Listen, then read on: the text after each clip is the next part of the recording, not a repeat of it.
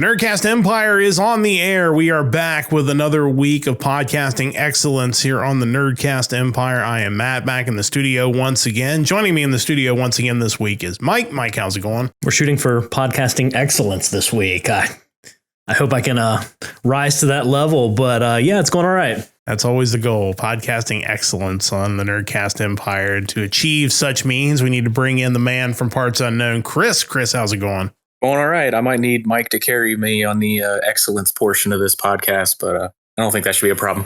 Certainly never going to be accused of being egotistical on this podcast. We're very modest in our podcasting abilities, but this is episode 39, I believe, of the podcast. So we've been doing this for years. We have. It's crazy. We're headed towards 50 of these here before too long. So thank you to everybody who's been listening. Our numbers have continued to go up, which is really wonderful, especially for our new show, the Music Monday show. And soon we'll be starting a new midweek show that kind of talks about anime and video games. And we're going to be talking about anime today as the main topic. Unfortunately, we're going to start off with some bad news in the world of anime and manga. Some big news broke last week. The news that maybe one of the most legendary creators in Japanese manga and video games and eventually anime, Akira Toriyama, had passed away at the age of 68. That news was confirmed actually a week after his death, which was kind of crazy that it took a week for that to come out. Obviously best known for his work on Dragon Ball and all of the spinoffs from that. He was in fact continuing work and working on a new Dragon Ball series that was scheduled to come out soon. Certainly no word as of yet as what the future of some of these other projects are going to be. Obviously, another big work. He worked on Dr. Slump back in the early 1980s. That was a big show, but also known for video game work. The Dragon Quest series, Chrono Trigger, Blue Dragon, among others. One of the true legends, and there have been comments from all over anime and manga from creators of all Japanese media, and even in the West, of people that were influenced by his work, specifically Dragon Ball, but obviously he went far beyond Dragon Ball and Dragon Ball Z, and his influence is going to be felt for many years to come. And we're going to start with Mike. Obviously, we all know Dragon Ball and Dragon Ball Z, and I think that's probably specifically Dragon Ball Z where most Western fans learned about Toriyama and his work, but he was involved in so many big video games that maybe were more your first influence from Toriyama, even more so than Dragon Ball Z was later on in your high school years. Yeah, it's funny because really throughout high school, I wasn't really a fan of Dragon Ball Z. I didn't really get onto that until probably Dragon Ball and Dragon Ball Z were airing kind of simultaneously over here around like the Majin Buu saga. So I was definitely late to the party with Dragon Ball Z. My first interaction with his work was really playing, Dragon Quest or Dragon Warrior 1 and 2 as a kid for the NES. Unfortunately, I didn't really see his work because they changed out all the cover art for the games to make them more appealing to me, the Western consumer, which is kind of unfortunate. After that, though, they brought over the Dragon Warrior or Dragon Quest cartoon anime that came out in the late 80s for 13 episodes, but that was kind of my first real introduction to both anime and his art style. To the point where when Dragon Ball Z started coming over here, I was like, hey, that looks like Dragon Quest or Dragon Warrior, not realizing that was all the same guy at the time. But yeah, I mean, from there, his character work on Chrono Trigger, still probably my favorite video game of all time. Played it on Super Nintendo. They eventually released it on PS1 along with Final Fantasy IV, but they added a good amount of like full motion video cutscenes with his animation, which just took the game to another level entirely. Again, that was kind of my introduction to his work, and then eventually getting into his Dragon Ball and Dragon Ball Z. Just crazy to imagine the guy's done. And a guy that, as I said, was still very much active. He was still continuing on. Obviously, the Dragon Ball Z manga, the Dragon Ball manga ended a long time ago. The Dragon Ball Z manga went for dozens of volumes, sold millions of copies. It was an interesting note that was noted in the New York Times obituary that when that stopped serializing in Shonen Jump, that they went from 6 million readers to 5 million readers very quickly after that a million people had just said, oh, I don't need to pick this up anymore because this isn't going to be in there. According to some of the statistics, Dragon Ball becoming the best-selling manga series of all time, at least at one point, it sold 260 million copies worldwide. Just an insane reach. I think probably the entire world has been exposed to his work through Dragon Ball Z. I want to bring Chris in. Chris, your overall thoughts of, obviously the news of his passing and his influence on so many different shows and video games and everything like that. Yeah, when I was kind of growing up, I had the, privilege of anime starting to finally become more accessible in the Western world, So Dragon Ball Z was right during the time where I would have been kind of introduced to it on Toonami and getting to watch that every night. I mean, I think I can still remember watching that first fight with Frieza that felt like it lasted forever, but I was there for it. I mean, that kind of helped me develop my love of villains, was just the Frieza character. And I think the fact that I didn't get into it until Dragon Ball Z, you guys were able to get into it through other means, through Dragon Quest, but also the original Dragon Ball. But it's amazing that even still today, I'm running into folks that are much younger than me checking out his work and they're wanting to get into Dragon Ball Super without having seen the original Dragon Ball, without having seen Z. So I think it's a testament to his work that for the better part of 4 decades, we've been able to latch on to really anything he's created, even if it's separate from, the previous entries for series like Dragon Ball. And it kind of just created our childhood. It was our childhood. And so many other manga artists have come out talking about what an influence Toriyama was. You're just a few of the people who have responded, either naming him an influence in the past or some of them actually coming out with recent comments after his passing. One Piece author Eiichiro Oda, Naruto creator Masashi Kishimoto, Fairy Tale and Rave author Hiro Mashima, Boruto illustrator Mikio Ikemoto, Bleach creator Tite Kubo, and Black Cat author Kentaro Yabuki, among dozens of others that certainly were, influenced, got into the business.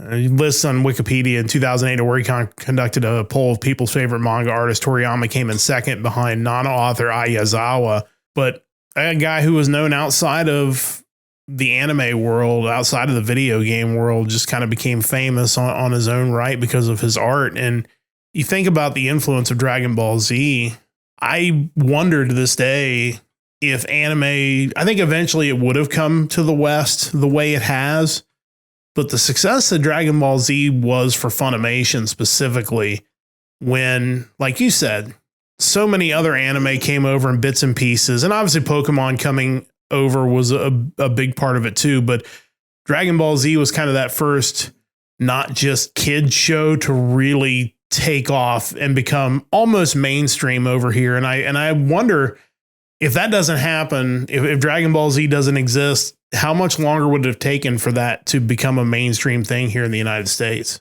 That's a good question. And I kind of wonder what that show would have been to get them over the edge, because, I remember when Pokemon came over here and I watched it, but there was that certain sense of like, yeah, I'm watching this, but I realize I'm not the target demo for this. This is trending younger than where I am, being a senior in high school or something to that effect, or somewhere in my high school years.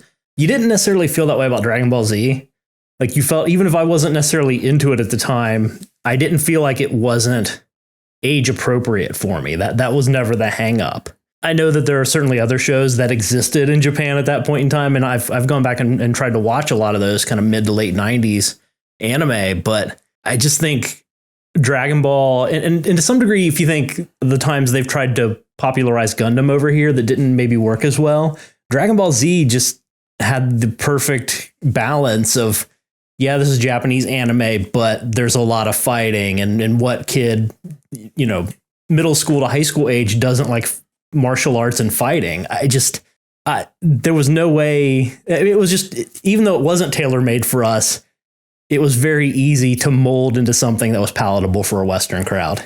And I think it brought concepts to shows for young adults that maybe the Western cartoons or whatever were not willing to tackle. I think specifically of Krillin's death in Dragon Ball, because that was something that you didn't see in Western animation, where you had beloved main characters just killed off. And that was a real shot. And then, of course, you go on to watch shows like Full Metal Alchemist and you figure out, okay, in Japan, anybody's fair game. I think the only comparable scenario to that was the 1986 Transformers cartoon, when they killed off essentially the entire G1 Transformer cast, including Optimus Prime.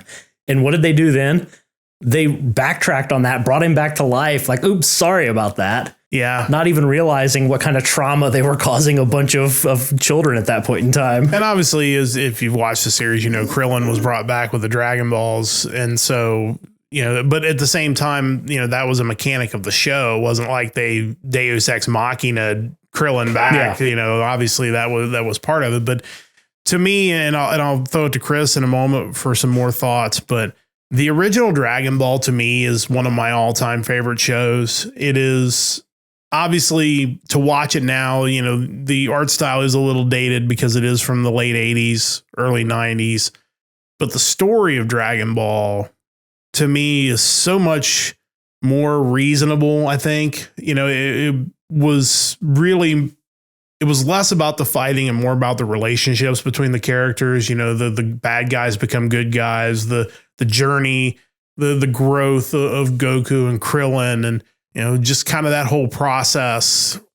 It to me stands even today as maybe one of his finest works that a lot of times gets overshadowed because Dragon Ball Z was such a global phenomenon. Even to this day, new games being released all the time, new movies being released all the time, even a new series coming around the bend. But, still that original Dragon Ball still holds a special place in my heart, certainly as an anime fan. Chris, I guess any specific works? Obviously you mentioned Dragon Ball Z, but anything else from the Toriyama catalog that really stands out to you? Kind of staying in that same realm. I mean, I know his work got transitioned into video games oftentimes, not just through Dragon Quest but also in the Dragon Ball fighting games. And I heavily dislike fighting games. I mean, I used to play Street Fighter as a kid, but beyond that, it never was my thing. But once the Budokai Tenkaichi series came out, that had me hooked. And honestly, I don't know that I've ever gone back to a fighting game since they kind of stopped making those. So I'm obviously excited to see a new one coming around the bend. It's going to be a little different knowing that he's not around for its release. But going back to what you mentioned about, how much you love the original Dragon Ball, and kind of going back to what I mentioned about there almost being a set Dragon Ball for each generation, is his work has evolved so much and spans so many different genres and types. It's that if you want that more grounded kind of reality based story, then Dragon Ball is for you. You have something to go to there where, someone dies, it does matter.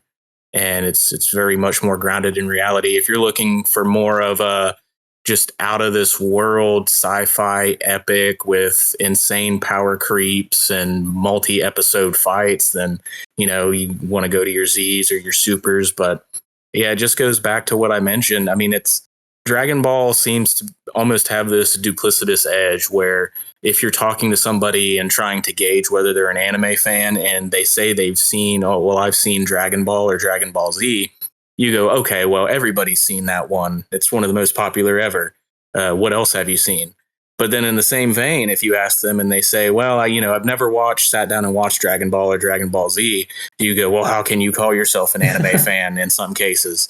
So it's interesting that he's been able to make a series that kind of has that effect. I don't think a lot of series can say that. No, it definitely kind of transcends the genre in and of itself, that it has become, his works. And again, his video game works, the games he worked on are every bit as big, if not bigger in some regards than Dragon Ball, than Dr. Slump. Like, this is a guy that not only had amazing success with his manga becoming this amazing anime that is such a gateway for so many people even to this day, but you have the work he did on these legendary video games. And of course, Chrono Trigger may be the greatest game of all time, or certainly among the top handful of games of all time. And of course he worked on that too. And that's, again, it's the Dragon Ball Z of video games, if you will. It's kind of funny. I think to Chris's point about the Budokai games, I can't imagine how many times at this point I have played through the Saiyan saga in a Dragon Ball Z fighting game.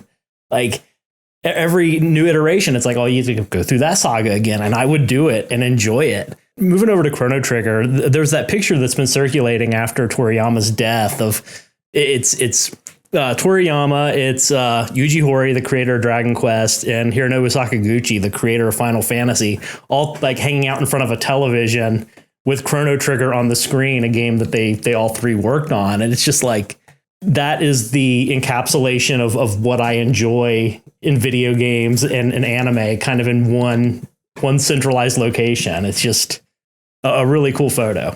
I wasn't sure if that's the one you were going to talk about. Obviously, that is a really cool photo. I think the other thing that I saw on Reddit, I think it was this week, was one of the endings of Chrono Trigger was hidden a message. The developer room. Yeah, a message to his kids like, hey, Sasuke, Kika, Pop's working on games like this. Hey, are you guys watching? Isn't this great? Like, how crazy is that? Especially, it's almost haunting now after the fact. But to be able to kind of slide that message in for his kids tells you how important they were to him, you know, while he continued to do this amazing art. But truly a legend. And I think he's influenced all anime fans, all video game fans, especially if you are a little bit older. I think anime fans probably regardless of age, but I think video games, especially if you got into the Dragon Quest series, if you got into Chrono Trigger, I think you have certainly seen the stylings of Akira Toriyama and influenced so many in the industry, and his influence will continue to be felt. And again, it'll be curious to see if the new Dragon Ball series continues to be released or if they shelve that after his passing. So a true legend. Really sad news to start off, but you know, kind of one final thought before we go to a break. You know, he was quoted back in 2013 talking about what his manga kind of stood for, basically. And his quote was translated as, "The role of my manga is to be a work of entertainment through and through. I dare say I don't even care if my works have left nothing behind as long as they have entertained the readers." I feel like that's a message that a lot of modern creators should really consider and take to heart. Yeah, I think, you know, in the end, it is really about entertainment. And yet so many of his stories had a message, even if that's not what he was going for. Like I said, I think of the original Dragon Ball and the perseverance, the true shonen protagonist. Oh, absolutely. It's shonen through and through, that same kind of message. Overcome, you know, keep pushing forward no matter what. And honestly, that's the power of friendship driving you to better yourself. I think even as far back as Dragon Ball, just the rivalry between Goku and Krillin, which then became Goku and Tien, like that was a driving force of the show throughout. Yeah, absolutely. But certainly will be missed, and certainly will continue to appreciate his works for many years to come. But as he talks about enjoying anime and manga, we're going to continue on in that spirit. And in our last segment of today's show, we're going to talk about new stuff that certainly created by people certainly influenced by Akira Toriyama, but the new anime season coming around the corner. There's a lot of great new shows coming out, and we're going to spend the last 10 minutes or so today talking about what's coming out and what you should check out and what we'll be checking out in the spring of 2024 anime. And it's when we return on the other side of this time out here on the Nerdcast Empire. Back on the Nerdcast Empire, we're going to shift gears a little bit after the tough news in segment one to talk about some current anime. Of course, it's hard to believe, but we are almost through the winter anime season and there's still so much to watch, but the anime wheel never stops. It just keeps churning. So we are headed toward spring of 2024's anime, and news came out this week. The Crunchyroll's announced the shows they're going to be airing, and I'll run down a few of them, and then we'll kind of each go around and talk about some of the shows that we're interested in. And there'll probably be more added to this list even as we go. But just a quick rundown of some of the big ones. And most of these dates I'll give you are when the Japanese version starts. They will be dubbing a lot of these shows, but those typically run about 2 to 3 weeks behind the Japanese release. But on April 1st, some of the big shows include Spice and Wolf, the new rendition of that show, Monster, The Banished Former Hero Lives as He Pleases, I was reincarnated as the seventh prince so I can take my time perfecting my magical ability. Some of these isekai shows certainly interesting. April 3rd, Bartender Glass of God. April 4th, Windbreaker, Laid Back Camp Season 3. April 5th, The Irregular Magic High School Season 3. The Idolmaster Shiny Colors, Nijion Animation 2. April 7th, Mushoku Tensei Jobless Reincarnation Season 2. Continuing. The Duke in Death and His Maid Season 3. April 8th, Chillin' in Another World with my level 2 super cheat powers. April 10th, Konosuba Season 3. April 12th, The Misfit of Demon King Academy Season 2. April 13th, Black Butler Public School Arc, and also Kaiju number 8. And then some continuing shows, One Piece, Case Closed, Captain Tsubasa Season 2, and Chibi Madoka-chan, which will never end. I can say about Case Closed as well, but some other big shows, and then we'll kind of run through. Obviously, Demon Slayer continues on.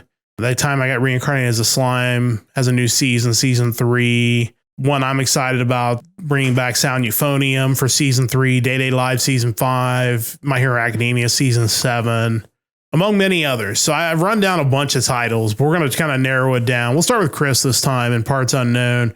Of the shows you've heard and the shows you see are coming, are there any that maybe grab your attention for the upcoming season, Chris? Yeah, I'm still kind of trying to get into some of the newer anime of the past few years, so I wouldn't say there's necessarily anything that's continuing that I'm going to be picking up on anytime soon. I definitely want to check out Reincarnated as a Slime.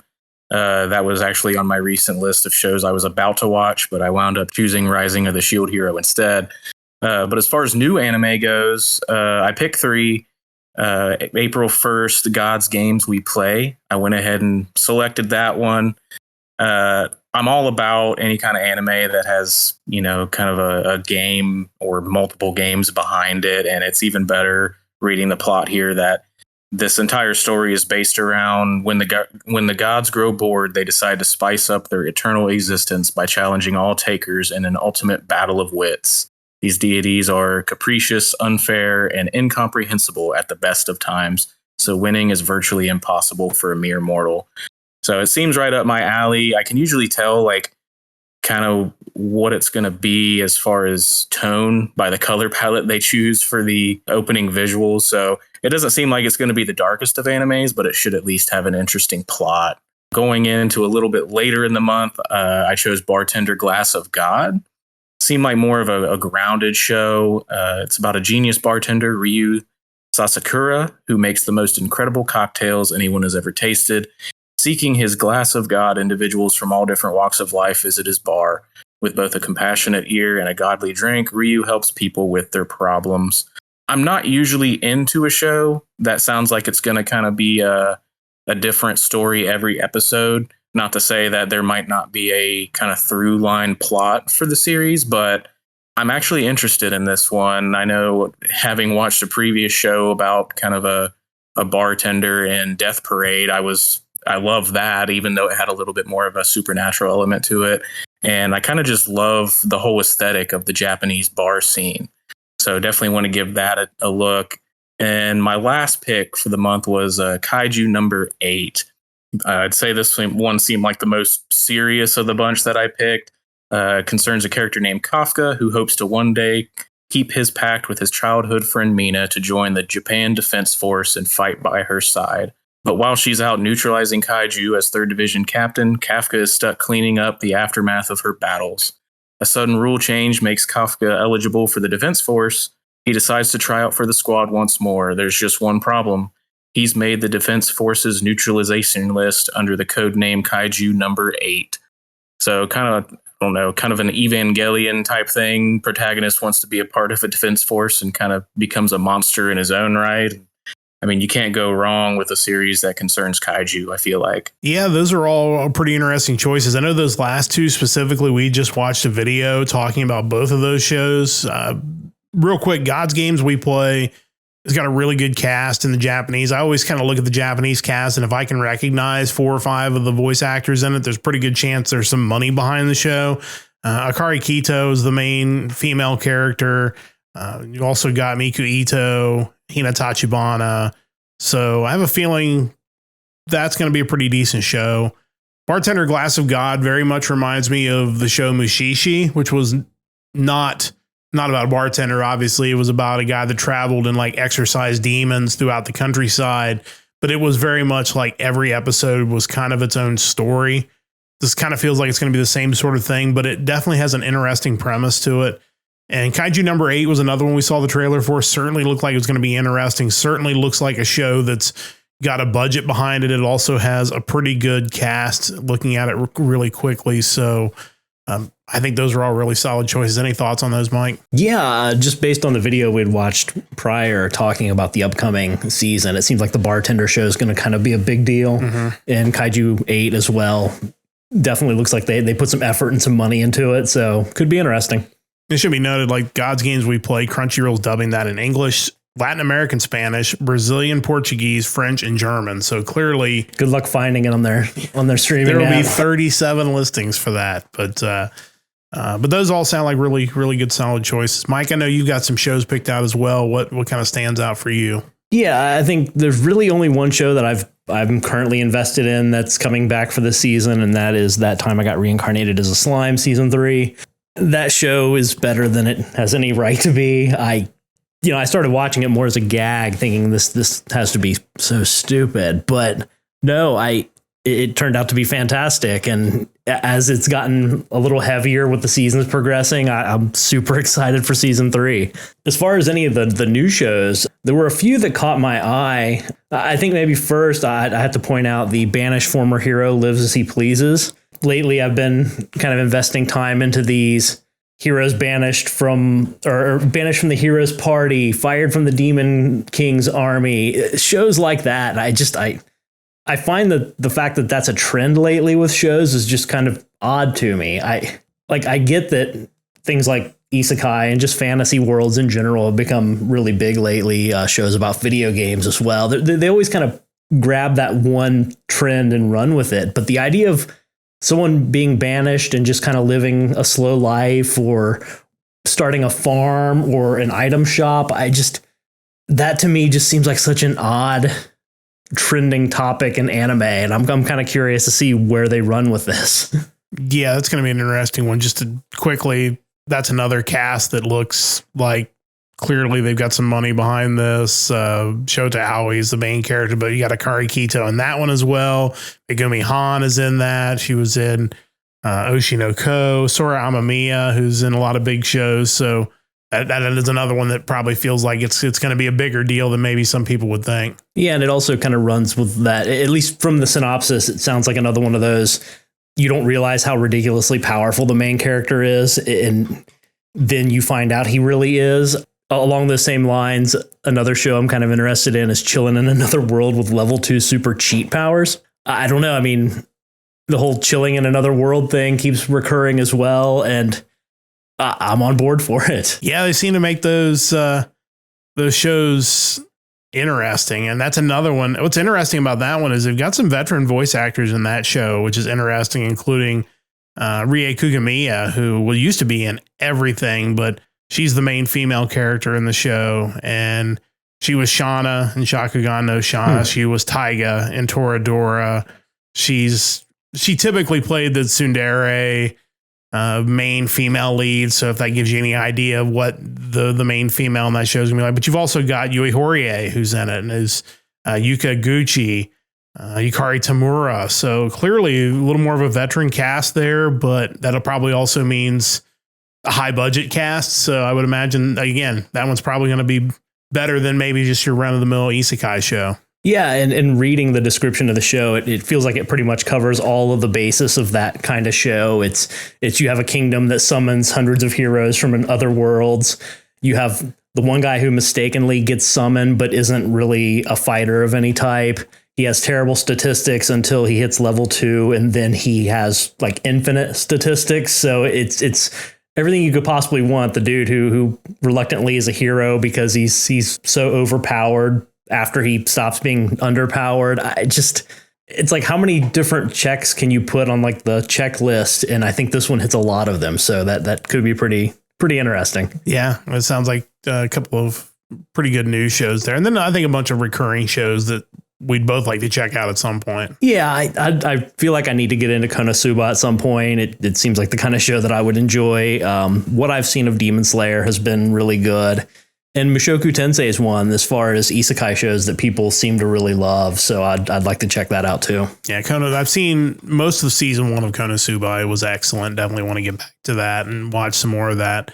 As far as stuff I'm looking at, I kind of mentioned some of them. The new Spice and Wolf is very interesting. If you like anime, foxes, fox girls, if you like economics, like you're going to love Spice and Wolf. Like it is very much, at least the original, was a lot of lessons in economics on how things work. You would think it's a very dry topic, but somehow they made it interesting. I don't know how. I'm just imagining some dating profile and those your interests. Fox girls, economics. Yes, then this show is for you. But my hope is that if with Crunchyroll having it and the fact they're doing a dub, that they can get Brina Palencia and J. Michael Tatum back as the main two characters, because they were excellent in the original. And it's such a dialogue heavy show that it is really dependent on how good those two people are. And obviously they're two of the best voice actors in the business. So I would definitely hope they get those two back, if possible, to reprise those roles.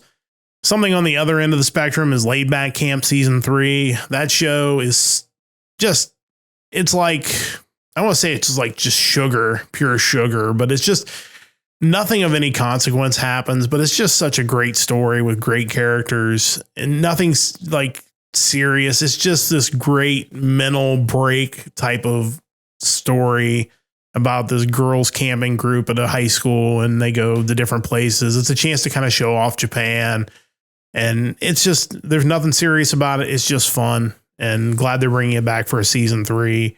Nijion Animation, it's the 4-comic spinoff of the Nijigasaki Love Live anime, where they basically like miniaturized the characters and did these like 3 to 4 minute episodes for a whole season. They brought this back for a season 2. It was fun.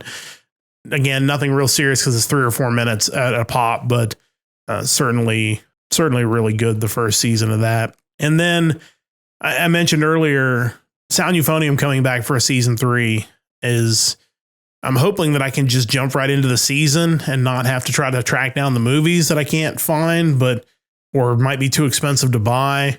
But obviously, if you like music, there's a good chance you probably have watched the first 2 seasons of Sound Euphonium, because you kind of have to be into music to, especially band music. But just, it's a really great story. It's Kyoto Animation. I would imagine that, if I remember right, I feel like somebody that was involved in the original production of that was one of the people that was killed at the fire at the Kyoto Animation Studio, which I think might have delayed, or maybe, a lot of people thought maybe it would kill off any chance of this series continuing. So it's good to see that they were able, maybe in their honor, to kind of keep it going.